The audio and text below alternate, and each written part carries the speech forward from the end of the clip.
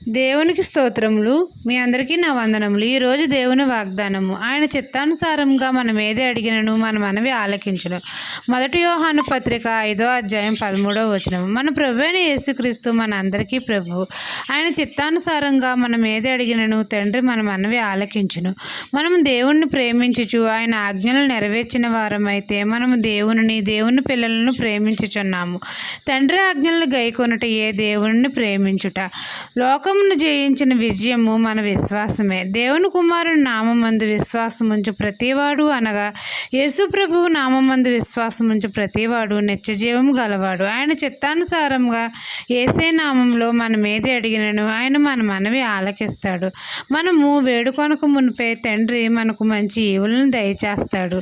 ఈ దిన వాగ్దానం నా జీవితంలో నెరవేరాలని కోరుకుంటూ దేవుని సువార్త పరిచర్యలో మీ సహోదరి. ఆమెన్.